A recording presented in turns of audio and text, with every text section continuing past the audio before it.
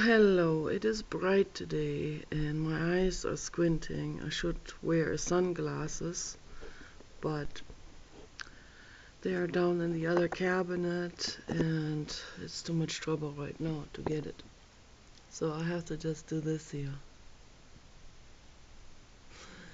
Anyway, I woke up, but it's wonderful that the sun shines and we're gonna go see the horses today, and maybe there are some apples on that beautiful apple tree.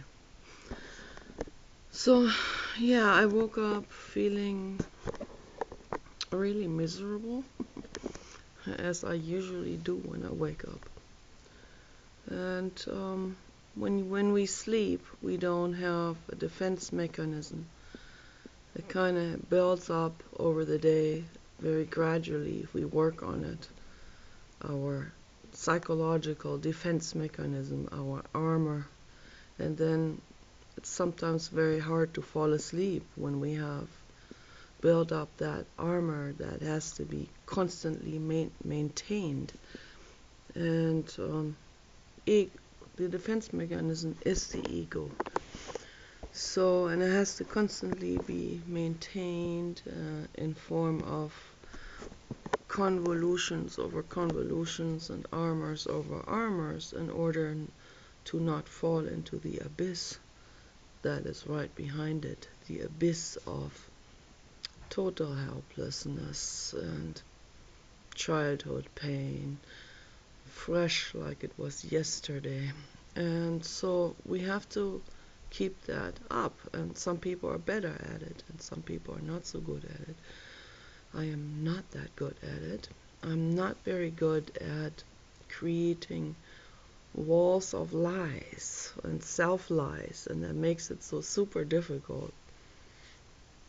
So I know people who are so good at it that they completely bypass their entire lives because they live in the realm of lies.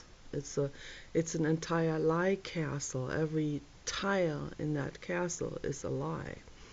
Every nail in that castle, every beam and every particle is a lie.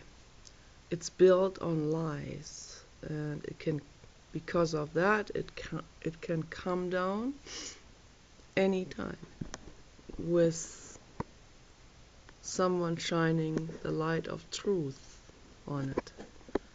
Because once the light of truth shines on it, we see that that lie castle has never existed.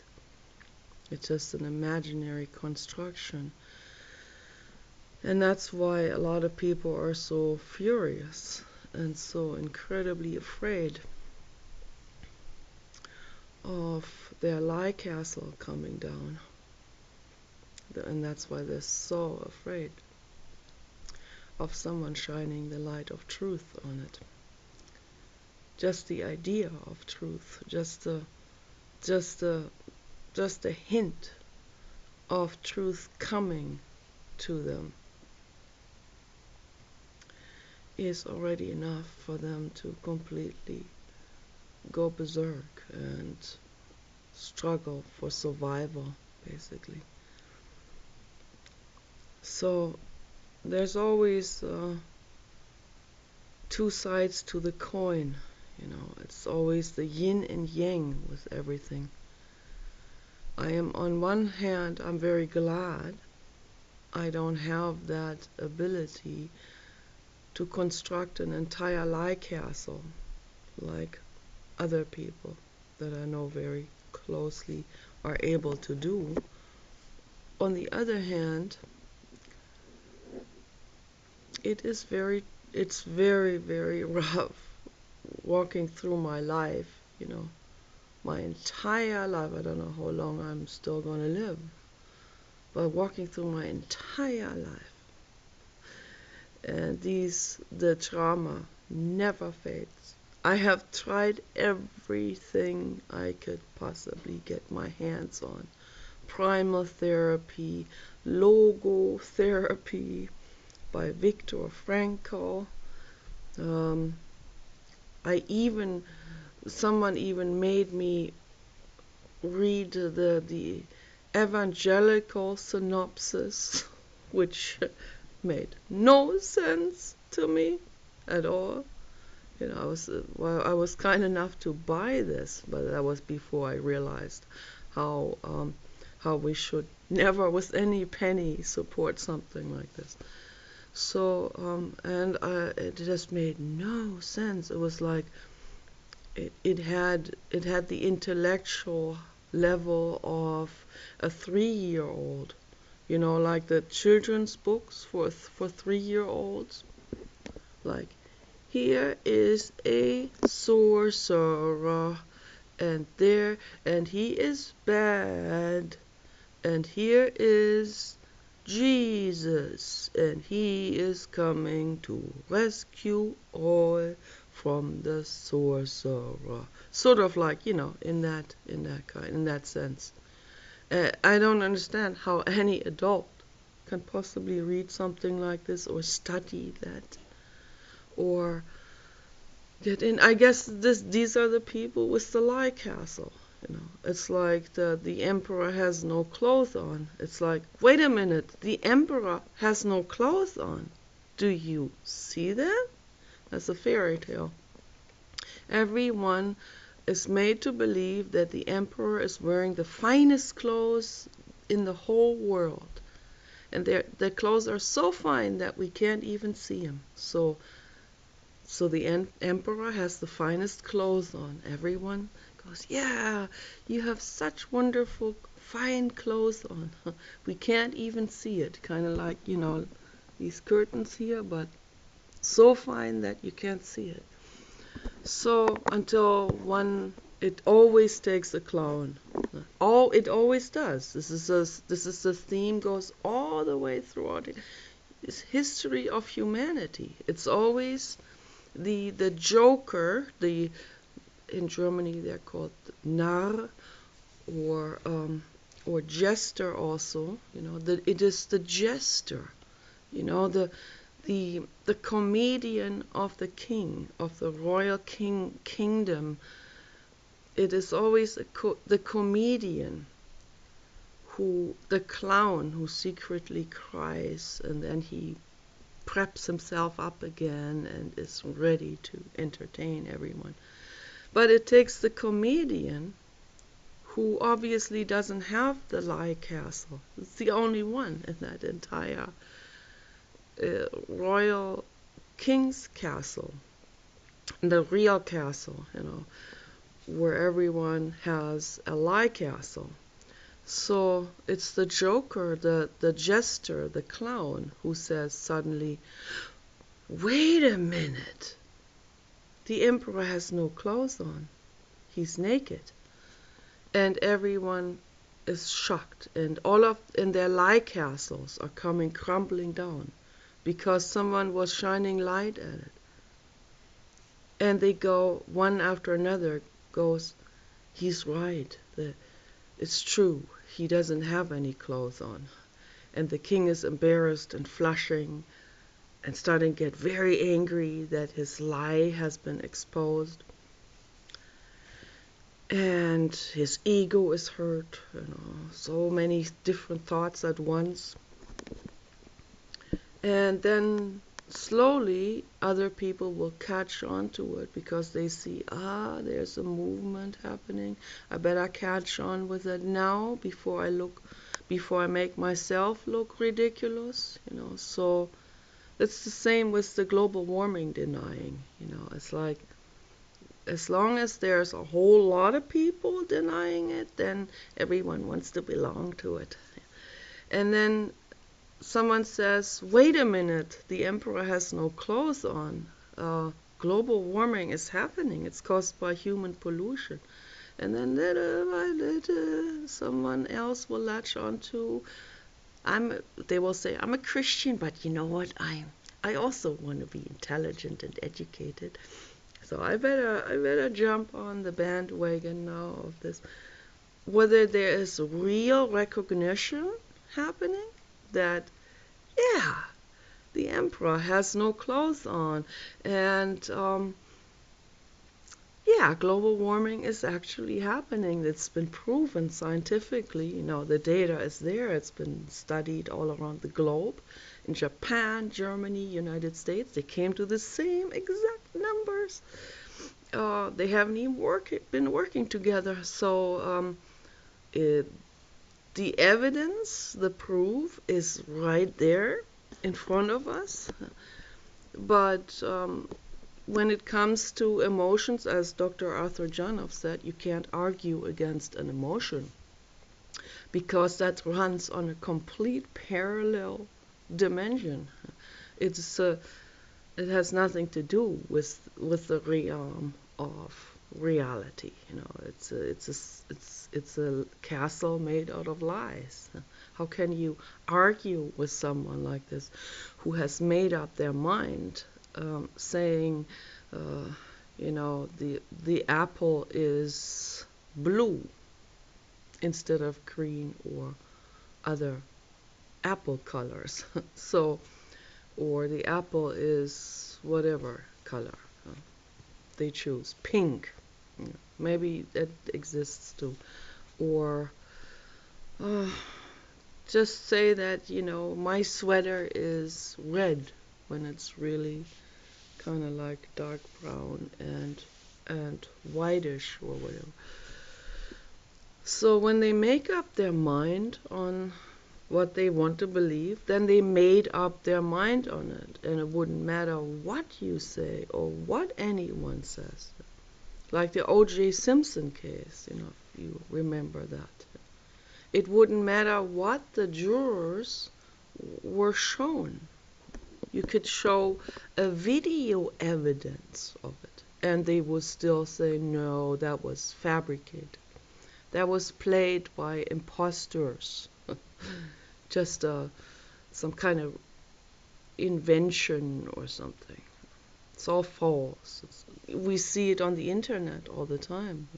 Something happens, like that Elliot Rodger case, and the hardcore National Rifle Association type of constituents will say that was all fabricated. It's a conspiracy. They just want to take our guns away. That they just use that as as some fabricated thing to scare us into saying, yes, we need gun control. So I've seen all of this. It all runs on the same thing. Once people have made up their mind, they want to believe something completely phantasmagorically, then that's what they do. And it is not about reasoning them into reason, because they don't want to. So, and the same thing is happening when we do denial, and some people are just better at it than others, and I'm just no good at it at all. So I cannot lie to myself. I couldn't put silicone material into my body and bump things up or something, and then make myself run through life thinking this is part of me, this is who I am, And I've seen people use that language, like a woman will say she used to be flat-chested, and then she always knew she was going to be a big-breasted woman one day. It's like this saying this, just the statement alone already reveals how the denial and the lie actually works for her. Now she has breast implants, and now she can say to herself, now I'm a big-breasted woman. And it's a complete lie. Her breasts didn't grow like this naturally. They never grew that into something like this, that what she wants. But putting something in and making it look big, like on the outside surface. Now you can't see the silicone inside because it's inside underneath the skin material. So then it gives the appearance as if those are her breasts. And for her, this works perfectly well. Now she is a big-breasted woman. And I just, it's just one example out of so many examples. And I just cannot imagine how something like this can possibly work for someone, for someone's self-worth and someone's feeling of, yeah, this is me, I can only say, yeah, this is me with all the faults, with the mental faults, character flaws, difficulties, grinding difficulties, pain. My body, is like I constantly, although I love myself because I have a compassion for myself. That's a different thing. It's not pride. Compassion, real compassion, like, where I kiss my wrist and say sorry, sorry you suffer. It's sort of like a self-dialogue. And self-affirmations and stuff like this, that I put under my water container. But I could never do a pride. The entire concept, pride, the entire, this entire feeling of pride has never occurred to me in my entire life. And because of this inability to create something, I hear people say, fake it until you make it. This comes right out of that lie castle mindset. This type of suggestion and this type of advice for people. Fake it until you make it. That I could not do it. I'm sorry, I cannot fake it. I could never fake it. That's just me. I see most people can. I'm not saying that you are now stupid motherfuckers for being able to fake it. It just is. Just a difference. It's a difference in the brain. And I'm not looking down on it and saying, yeah, this is you're bad or stupid for that. But I have to point it out. I have to shine the light on it. Sorry, shine the light on the lie castle. I have people in my own family who I dearly love who do this. This is not a hate thing. But it is problematic. And that's why I make these videos, because obviously we humans or humanity has dug their own grave by doing this. So, and I don't know how to get people to come to their senses, come to realization that what they're doing is not working, Creating a lie castle is not working for anyone. It's not working for your own personal life. It is a lie, and you know it deep down. You know it deep down that this is a lie, and it does not feel good. You cannot run around through your life with this, with this knowing in the back of your head somewhere that this whole thing is just a lie. And because it is a lie, you will always be vulnerable and sensitive to the truth, So if you do see someone with the real boobs, there will be immediately jealousy and hate coming out of it, maybe murder. So to use just this one example, okay? Or a man who uses extends. It's a lie. You see someone with the real extended, then you will get jealous, maybe murder him. Or people murdering scientists because they come up with the truth, with the real reality of things, which makes the lie castle come crumbling down, and it hurts. So when you lie, in general, when you lie, you make yourself extra vulnerable. The intention was to cover up the vulnerability, but in the process of doing this, you make yourself into a completely breakable existence. Instead of just saying, yes, this is the fact, this is the truth, whatever you have and whatever your body looks like, whatever your mind is, whatever your difficulties are with math, for example, why lie about it? Yes, I have difficulties with math. It takes me a long time. I get overwhelmed. I have Asperger's. Why should I lie about it and pretend it's not there? When I go shopping, I get overwhelmed. I don't have these, as my Swiss therapist Esther Odermatt said to me. I don't have those gates. She said that these gates, those floodgates, in the brain, they have been blown off and completely eradicated during my birth process, because I had a very traumatic birth. My mother confirmed that. So yeah, that adds to it. No, let's go later. I'm making a video right now. You probably didn't hear it because he is extremely hard at hearing. He can almost not hear at all. I have to get very close and talk to him and have speak very clearly. Yeah, it's not easy. It's terrible. It's terrible. It's all terrible.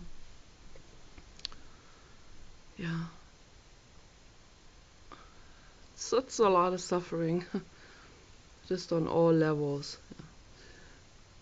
for anyone. And people who are in denial, who do denial, they seem to somewhat get through life with it, but only as long as everyone else is in denial too. So as soon as someone who can't do denial comes along, which is always the clown, then that person will safely be put into the clown category and dismissed as the clown. Dismissed as it. And then it keeps working, it keeps on working, but it still hurts really, really bad when the clown says something that's true. But that's why ridicule comes in right away. So immediately ridicule comes in. Well, you're just a clown. We don't need to listen to you. So, yeah, and that's how it keeps perpetuating itself. So now I see more and more clowns come into the picture, into society. Those are called volunteers by Dolores Cannon. Those are the soul volunteers. They come here to help, to bring clarity and to calm things down and bring things back to ground zero in an effort to heal the world. But and I see that because of the increased amount of clowns or jesters, that brings up a lot of anger in a lot of people, and it immediately creates a division, creates more division again. But I don't know how else they're gonna help other than showing you the mirror and doing it as gently as they possibly can, taking a lot of load on their shoulder while they're doing it, taking a lot of blame on themselves and a lot of self-degrading jokes and so on to make it a little easier for the lie castle people. But in order to get a little bit of a transition into the truth, but how else are we gonna become aware of the truth and heal our wounds? How can you heal a wound if you don't let air into it? If you don't eat garlic to oxygenate your body and to heal the infection? The truth has to get to it, to the wounds. Otherwise, how can we do it?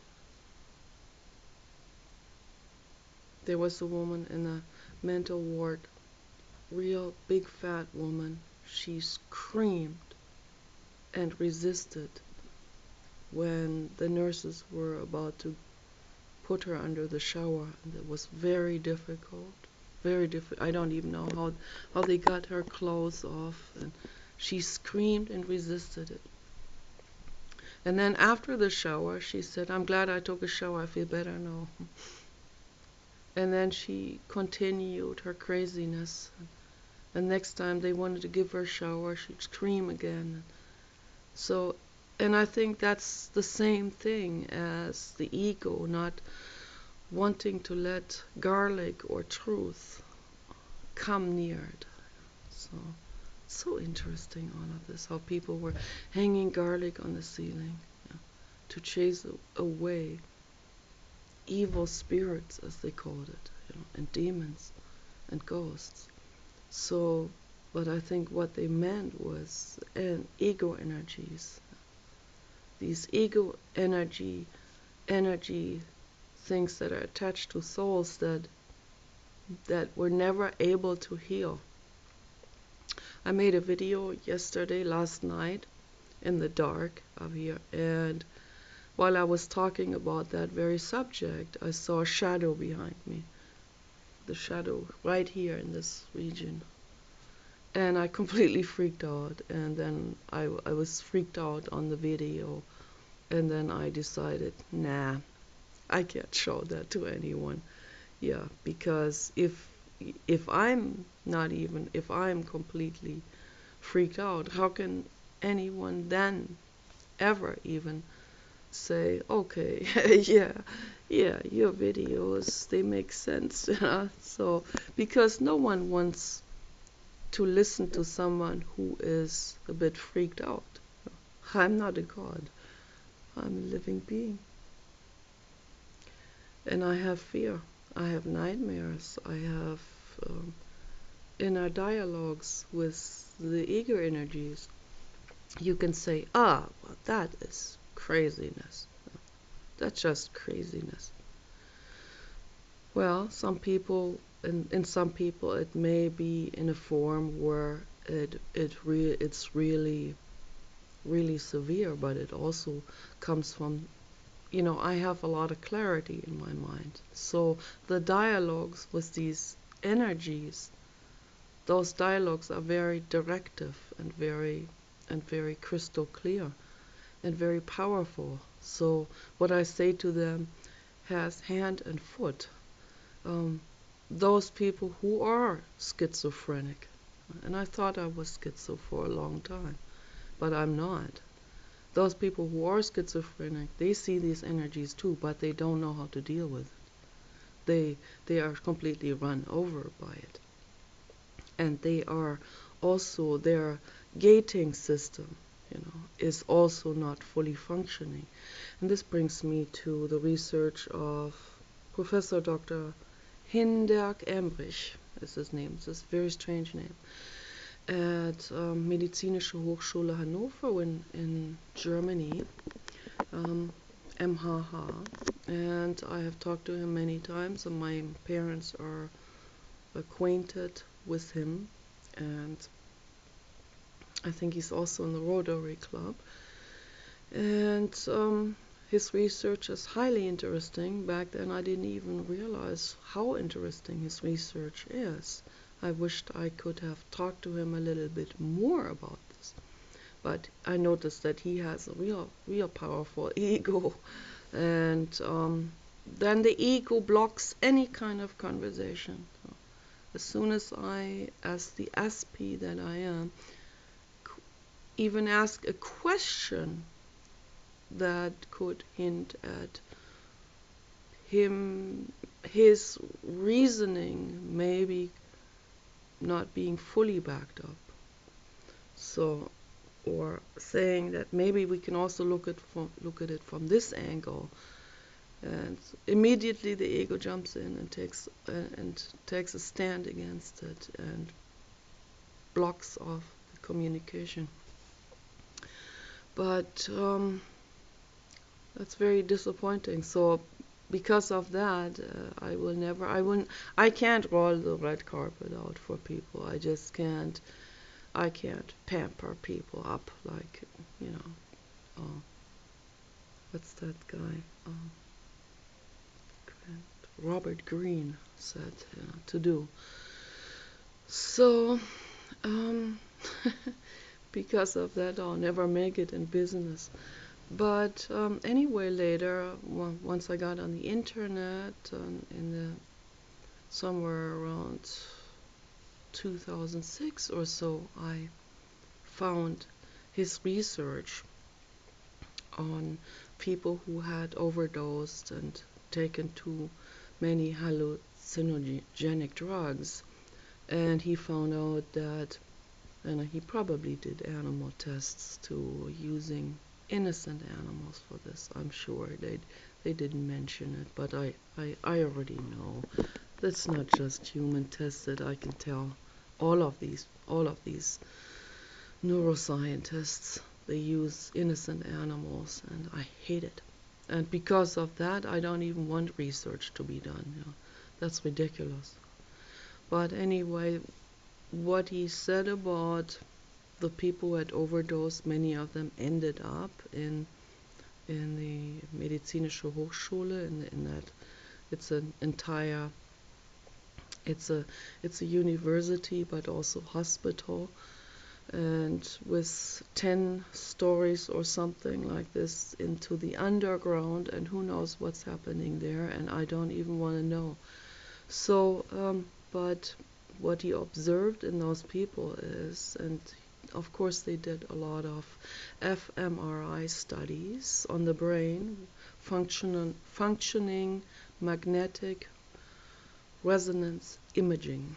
And so what they see is, they see energetic resonance being recorded with this machine, and you can record it and you can monitor it while the person is in action, while the person is doing something, some kind of task,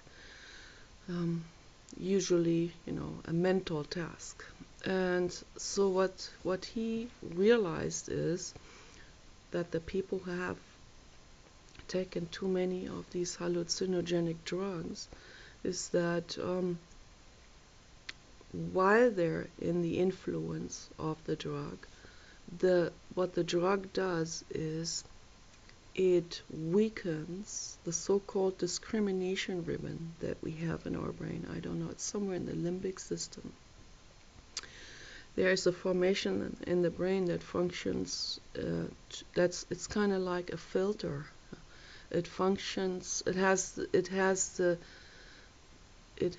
the task to filter out information that comes into our sense perception, to filter that out so that we can at all navigate properly through this 3D dimension, through this 3D reality that we live in.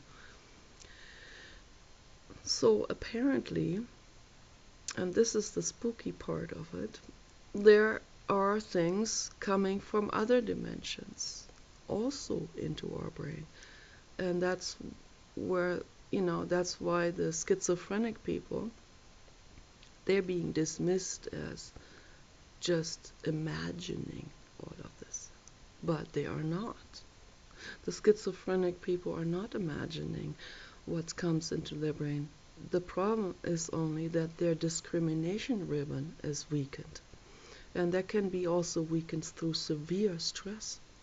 And it can be weakened through an extra amount of DMT being put into your system through your own pineal gland. And the pituitary gland has something to do with that as well. What's happening in the human brain is so complex. It is so complex that anyone who gets into it is overwhelmed by the can of worms, basically, that open up. But one door after another opens itself up in this research, and they go, oh my gosh, how many more doors of insight are going to be opened up into this system called brain?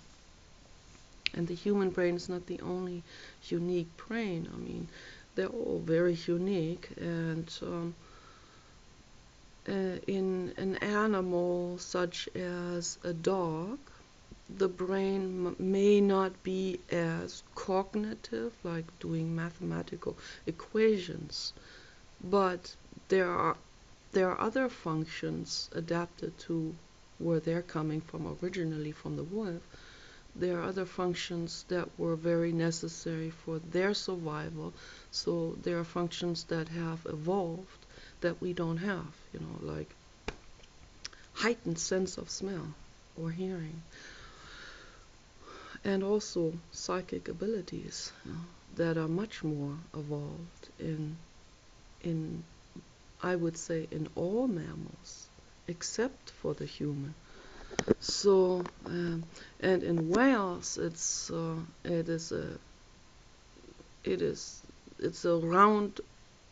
completely all the way around state of extreme intelligence that way exceeds the human in cognition, in abstract thinking processes.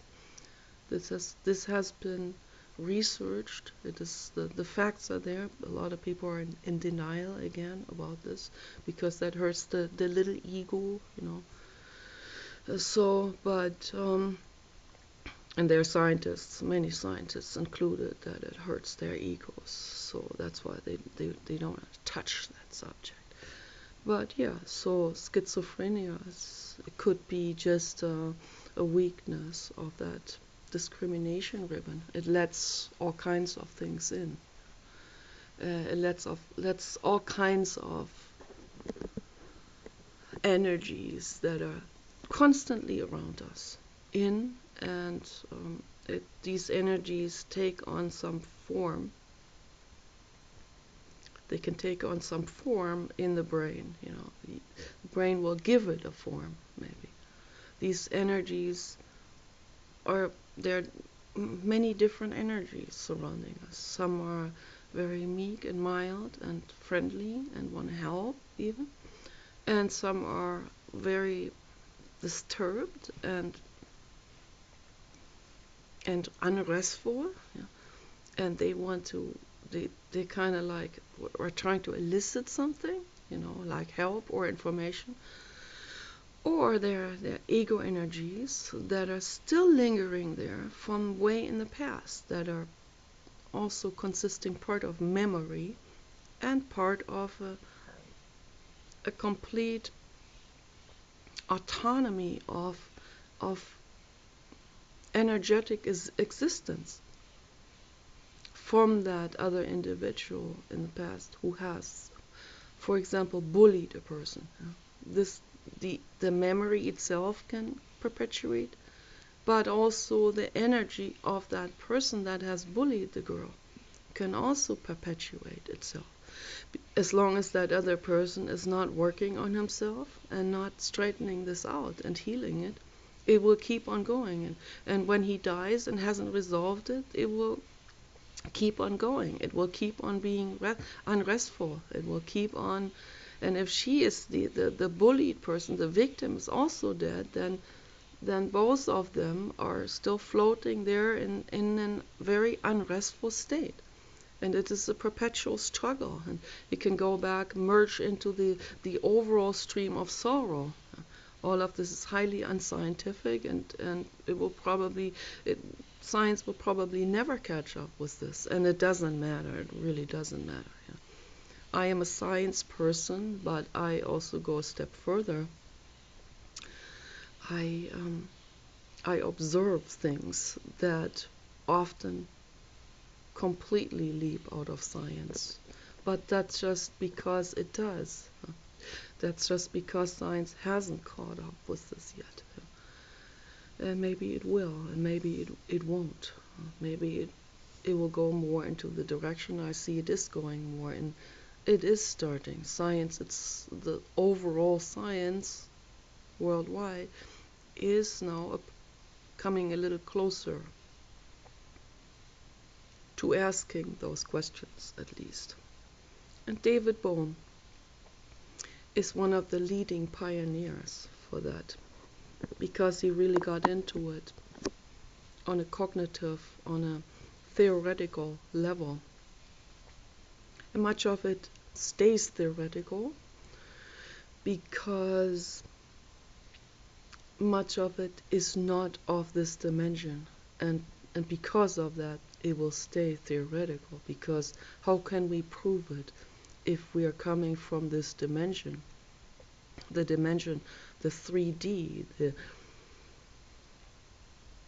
3D perception dimension, with gravity and with material that interacts with other material in a specific way, and that can be studied and determined, but also thought and perception plays a huge role in all of this. Thought and perception that deals with this 3D reality, with this so-called materialism and dualism, and not being able, because it is caught in this, not being able to get out. As Jiddu Krishnamurti said, the observer is also the observed. If you observe yourself, you're always coming from your point of view while you're observing yourself. It's very difficult. It seems like it's kind of like a loop that loops itself, It's very difficult to step out of that loop and look at it from a higher perspective, from an airplane perspective or a satellite perspective. So, but he believes that we all can do it if we really get into it, and if we really, and that doesn't mean enlightenment, as soon as someone wants to be enlightened, that person doesn't realize that he is coming from an egoic mindset and egoic perceptiveness. And so I see it's already 43. I don't know if this video is gonna upload, but I don't know how long I can make this video, because very long videos have been rejected, so I don't know. But anyway, those are all very important thinking processes, and I welcome people to do it, to get into it, and I encourage people to get into it, and I advise people to get into it, because it's time that we do. It really is. So anyway, take care.